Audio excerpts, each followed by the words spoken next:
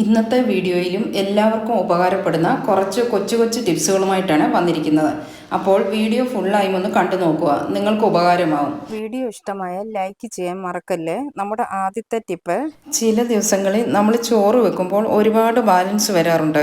നമ്മളത് ഫ്രിഡ്ജിലേക്ക് എടുത്തു വെക്കും, അല്ലെങ്കിൽ 2-3 ദിവസത്തേക്കുള്ള ചോറൊക്കെ ഫ്രിഡ്ജിൽ സൂക്ഷിച്ചു വെച്ച് ഉപയോഗിക്കുന്നവരുമുണ്ട്. പിറ്റേ ദിവസം അതെടുത്ത് വെള്ളം ഒഴിച്ചു കൊടുത്ത് വീണ്ടും തിളപ്പിച്ചെടുത്ത് ഉപയോഗിക്കാറാണ് പതിവ്. അങ്ങനെ ചെയ്യുമ്പോൾ ചോറിൽ പലപ്പോഴും വെള്ളം പിടിക്കാറുണ്ട്, അല്ലെങ്കിൽ പഴയ ചോറിൻ്റെ ഒരു സ്മെല്ലും വരാറുണ്ട്. ഈ രീതിയിലൊന്ന് ചെയ്തു നോക്കൂ. നമ്മളിപ്പോൾ ഉണ്ടാക്കിയ പുതിയ ചോറ് പോലെ തന്നെ നമുക്ക് കഴിക്കാൻ പറ്റും. നമ്മൾ ഫ്രിഡ്ജിൽ നിന്ന് എടുത്ത ചോറ് 2-3 പ്രാവശ്യം വെള്ളം ഒഴിച്ചു കൊടുത്ത് നല്ലതുപോലെ കഴുകിയെടുക്കുക. ചോറിലെ വെള്ളം മുഴുവനായും മാറിയ ശേഷം കുക്കറിലേക്ക് ഇട്ട് കൊടുക്കുക.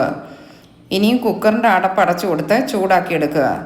കുക്കറിൻ്റെ വെയിറ്റ് ഊരി മാറ്റിയ ശേഷം വേണം ചൂടാക്കിയെടുക്കാൻ. കുക്കർ നല്ലതുപോലെ ചൂടായ ശേഷം ലോ ഫ്ലെയിമിൽ വെച്ച് കൊടുക്കുക. 5 മിനിറ്റ് കൊണ്ട് തന്നെ ചോറ് നല്ലതുപോലെ ചൂടായി കിട്ടും. നമ്മളിപ്പം വെച്ചതുപോലെ തന്നെ പുതിയ ചോറ് പോലെ തന്നെ കിട്ടും. 5 മിനിറ്റ് കഴിയുമ്പോൾ കുക്കർ തുറന്നു നോക്കുക. ഒട്ടും തന്നെ അടുക്കി പിടിക്കാതെ നല്ല പുതിയ ചോറ് പോലെ തന്നെ കിട്ടിയിട്ടുണ്ട്.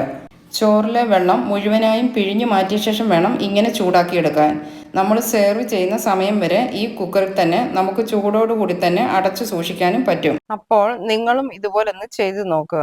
നമ്മൾ പലതരം മസാലക്കൂട്ടുകൾ മിക്സിയുടെ ജാറിൽ പൊടിച്ചെടുത്ത ശേഷം എങ്ങനെ കഴുകിയെടുത്താലും ആ മസാലക്കൂട്ടിൻ്റെ മണം ജാറിൽ നിന്ന് പോകില്ല. നമ്മൾ മറ്റ് കറികൾക്ക് വേണ്ടി ഈ ജാറിൽ അരയ്ക്കുമ്പോൾ ഈ മസാലയുടെ മണം വരാറുണ്ട്.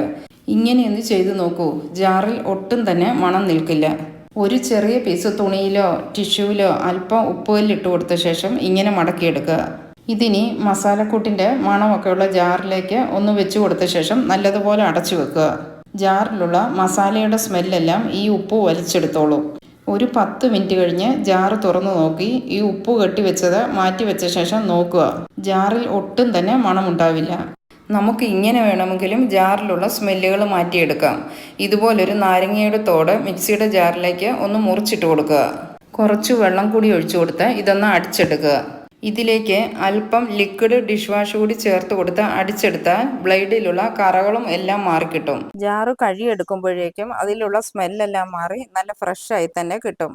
അടുത്ത ടിപ്പ്, നമ്മൾ പതിവായി ചായയും കോഫിയും ഒക്കെ എടുക്കുന്ന കോഫി മഗ്ഗുകളിൽ നമ്മൾ എങ്ങനെയൊക്കെ കഴുകിയാലും പോകാത്തതുപോലെ ഇതുപോലെ കറകൾ പിടിച്ചിരിപ്പുണ്ടാവും. ഇങ്ങനെ കറകൾ പറ്റിപ്പിടിച്ചിരിക്കുന്ന കപ്പിലേക്ക് അല്പം ഉപ്പുപൊടി ഇട്ട് കൊടുത്ത ശേഷം ഇങ്ങനെ വിരൽ കൊണ്ട് ഒന്ന് ചെറുതായി ഉരച്ചു കൊടുത്താൽ മാത്രം മതി.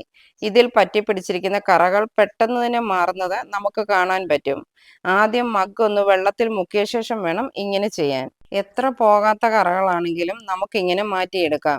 കപ്പ് ഒന്ന് നനച്ച ശേഷം ഇങ്ങനെ അല്പം ഉപ്പുപൊടി കൊണ്ട് ഉരച്ചു കൊടുത്താൽ മതി, മാറിക്കിട്ടും. കപ്പിന്റെ പിടിയിലും അടിയിലെ സൈഡിലുമെല്ലാം ഇങ്ങനെ ഉപ്പുകൊണ്ട് ഉരച്ചു കൊടുക്കുക. ഇതൊന്ന് കഴുകിയ ശേഷം നമുക്ക് കണ്ടു നോക്കാം. നോക്കൂ, നിങ്ങൾക്ക് കാണാൻ പറ്റും കപ്പിലെ കറകളെല്ലാം മാറി പുത്തൻ പോലെ തന്നെ ആയി കിട്ടിയത്. ഇനി ഇങ്ങനെ കറകൾ മാറ്റാൻ വേണ്ടി ഒരുപാട് ഉരച്ച് കഷ്ടപ്പെടേണ്ട. അപ്പോൾ ഈ ടിപ്പ് ഒന്ന് ചെയ്തു നോക്കുക, നിങ്ങൾക്ക് ഉപകാരമാവും.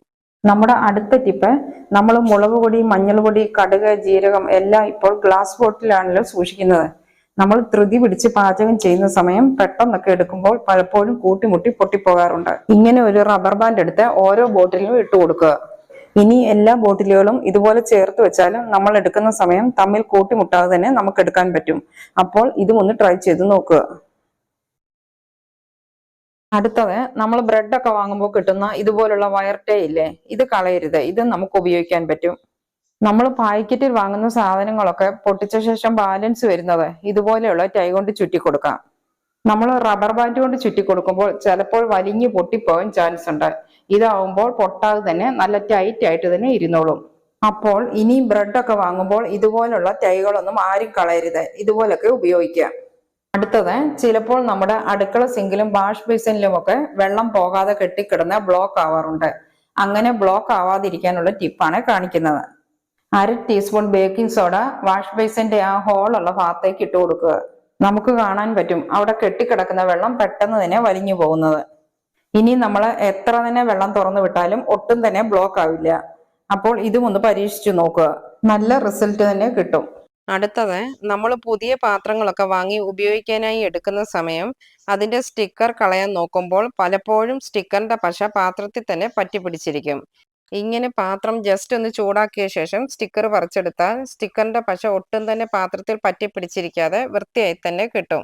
അടുത്തത് നമ്മൾ ചോറ് വാർത്ത ശേഷം കളയുന്ന കഞ്ഞിവെള്ളത്തിലേക്ക് 1/4 ടീസ്പൂൺ ബേക്കിംഗ് സോഡ കൂടി ചേർത്ത് കൊടുത്ത് മിക്സ് ചെയ്ത ശേഷം നല്ലതുപോലെ തിളപ്പിച്ചെടുക്കുക.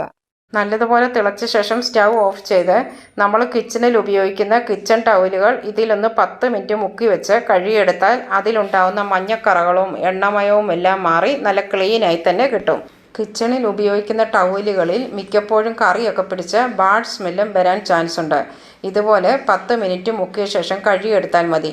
ഇതിൽ കഞ്ഞിവെള്ളം കൂടി ഉപയോഗിച്ചതുകൊണ്ട് ഈ തുണികൾ ഒരുപാട് നാൾ ഈട് നിൽക്കുന്നതുമാണ്. 10 മിനിറ്റിന് ശേഷം പുറത്തെടുത്ത് നമ്മൾ സാധാരണ കഴുകുന്നത് പോലെ കഴുകിയെടുക്കുക. ഇതിലെ കറകളും എണ്ണമെഴുക്കും എല്ലാം പോയി നമുക്ക് പുത്തൻ ടവലുകൾ പോലെ ആക്കിയെടുക്കാൻ പറ്റും. എത്ര അഴുക്ക് പിടിച്ച കിച്ചൺ ടവലുകളും തോർത്തുകളും എല്ലാം നമുക്ക് ഇതുപോലെ ക്ലീൻ ചെയ്തെടുക്കാം. ചോറ് വാർത്ത ഉടനെയുള്ള കഞ്ഞിവെള്ളമാണെങ്കിൽ വീണ്ടും തിളപ്പിക്കണ്ട, അതിൽ തന്നെ മുക്കി വെച്ചാൽ മതി.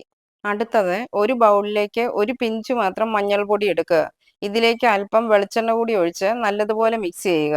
നമ്മൾ ചേനയൊക്കെ മുറിക്കുന്ന സമയം കയ്യിൽ ചൊറിച്ചിൽ വരാതിരിക്കാനായി ചേന മുറിക്കുന്നതിന് മുമ്പായി കയ്യിൽ ഇത് അല്പം തേച്ച് കൊടുക്കുക. അതുപോലെ കൂർക്ക ചിരണ്ടുന്നതിന് മുമ്പായും ഇത് കയ്യിൽ അല്പം ഒന്ന് തേച്ച് കൊടുത്താൽ കൂർക്കയുടെ കറ കയ്യിൽ ഒട്ടും തന്നെ പിടിക്കില്ല. കറ വരുന്ന ഏതൊരു സാധനവും അരിയുന്നതിന് മുമ്പായി ഇത് അല്പം ഒന്ന് കയ്യിൽ തേച്ച് കൊടുക്കുക. കറ ഒട്ടും തന്നെ കയ്യിലുണ്ടാവില്ല. നമ്മൾ കിച്ചണിലൊക്കെ തിരക്കിട്ട് ജോലി ചെയ്യുമ്പോൾ കയ്യിലുണ്ടാകുന്ന ചെറിയ ചെറിയ മുറിവുകളിലും ഇത് തേച്ച് കൊടുത്താൽ ബ്ലഡ് വരുന്നത് പെട്ടെന്ന് തന്നെ നിൽക്കാനും ഇത് സഹായിക്കുന്നു. ഇത് നമ്മുടെ സ്കിന്നിനും വളരെ ഗുണം ചെയ്യുന്നു. സ്കിന്നിന് ബ്രൈറ്റ്നസ് കിട്ടാനും ഇത് നല്ലൊരു മോയ്സ്ചറൈസറായും ഉപയോഗിക്കാൻ പറ്റും. അപ്പോൾ ഇതും ഒന്ന് ചെയ്ത് നോക്കുക. നമ്മുടെ അടുത്ത ടിപ്പൊന്ന് കണ്ടു നോക്കാം. കോട്ടൻ്റെ ഒരു ചെറിയ പീസ് തുണി കട്ട് ചെയ്തെടുക്കുക. ഇതിലേക്ക് കുറച്ച് മഞ്ഞൾപ്പൊടി ഇട്ട് കൊടുക്കുക. നമ്മുടെ ഉപയോഗത്തിനനുസരിച്ച് വേണം മഞ്ഞൾപ്പൊടി ഇട്ട് കൊടുക്കാൻ. ഇതിനി ഒരു കിഴി പോലെ ആക്കിയെടുക്കുക. ഇങ്ങനെ കൂട്ടിപ്പിടിച്ച് ഒരു റബ്ബർ ബാൻഡ് ഇട്ട് കൊടുത്ത് ടൈറ്റ് ചെയ്തെടുക്കുക. നമ്മുടെ രാത്രിയിലെ അടുക്കള ജോലിയെല്ലാം തീർന്ന് ക്ലീനിങ്ങും എല്ലാം കഴിഞ്ഞ ശേഷം കിച്ചൺ കൗണ്ടർ ടോപ്പിൻ്റെ സൈഡിലൊക്കെ ഇതുകൊണ്ട് ഇതുപോലൊന്ന് ടച്ച് ചെയ്ത് കൊടുക്കുക. കിച്ചണിൽ ഉറുമ്പിൻ്റെ ശല്യമുള്ളവർക്ക് ഇത് വളരെ ഉപകാരപ്പെടും. ഗ്യാസ് സ്റ്റോപ്പിൻ്റെ അടിയിലും സൈഡിലുള്ള ഭിത്തിയിലുമൊക്കെ ഇതുകൊണ്ട് ഇങ്ങനെയൊന്ന് ടച്ച് ചെയ്ത് കൊടുക്കുക. ജനലിൻ്റെ സൈഡിലുള്ള പടിയിലും അങ്ങനെ കിച്ചണിൽ എവിടെയൊക്കെയാണോ നമുക്ക് ഉറുമ്പിൻ്റെ ശല്യമുള്ളത് അവിടെയൊക്കെ ഇങ്ങനെയൊന്ന് ചെയ്തു കൊടുക്കുക. മഞ്ഞൾപ്പൊടി ആകുമ്പോൾ മറ്റു പ്രശ്നങ്ങളൊന്നും ഉണ്ടാവില്ല. ഇത് മില്ലിൽ നിന്ന് ഡയറക്റ്റ് പൊടിച്ചു വാങ്ങിയ പൊടിയായതുകൊണ്ട് നല്ല സ്മെല്ലുമുണ്ട്. നമ്മൾ ഡയറക്റ്റായിട്ട് സ്പൂൺ വെച്ചിട്ട് കൊടുത്താൽ ഒരുപാട് മഞ്ഞൾപ്പൊടി വീഴും. ഇങ്ങനെ കിഴി വെച്ച് ചെയ്താൽ ഒരുപാട് മഞ്ഞൾപ്പൊടി പുറത്തു പോവുകയുമില്ല. എന്നാൽ മഞ്ഞളിൻ്റെ നല്ല മണവും കിട്ടും. കിച്ചണിലുള്ള ഉറുമ്പിൻ്റെയും മറ്റ് ചെറു പ്രാണികളുടെയും ഒക്കെ ശല്യം നമുക്ക് ഇങ്ങനെ ഒഴിവാക്കാം. ഇങ്ങനെ ഉപയോഗിക്കാനായി പഴകിയ മണമില്ലാത്ത മഞ്ഞൾപ്പൊടി ഉപയോഗിക്കരുത്, പുതിയത് തന്നെ എടുക്കുക. ഈ ഒരു കിഴി തന്നെ നമുക്ക് 2 ആഴ്ച വരെ ഉപയോഗിക്കാൻ പറ്റും. ഇങ്ങനെ ചെയ്ത ശേഷം ഇതൊരു എയർ ടൈറ്റ് ആയിട്ടുള്ള കണ്ടെയ്നറിൽ അടച്ച് സൂക്ഷിച്ചാൽ മതി. ഒരു സ്മെല്ലും പോകാതെ വീണ്ടും വീണ്ടും നമുക്ക് ഉപയോഗിക്കാൻ പറ്റും. നിങ്ങളും ഒന്ന് ചെയ്തു നോക്കൂ, ഉപകാരമാവും. അപ്പോൾ ഇന്നത്തെ വീഡിയോയിൽ ഏതെങ്കിലും നിങ്ങൾക്ക് ഉപകാരമായി എന്ന് തോന്നുന്നുവെങ്കിൽ ഒന്ന് ലൈക്ക് ചെയ്യണേ. നിങ്ങളുടെ വിലയേറിയ അഭിപ്രായങ്ങൾ കമൻസിലൂടെ അറിയിക്കുക. സബ്സ്ക്രൈബ് ചെയ്യാതെ കാണുന്നവരുണ്ടെങ്കിൽ പ്ലീസ് ഒന്ന് സബ്സ്ക്രൈബ് ചെയ്യുക. അപ്പോൾ മറ്റൊരു നല്ലൊരു വീഡിയോയുമായി നമുക്ക് വീണ്ടും കാണാം.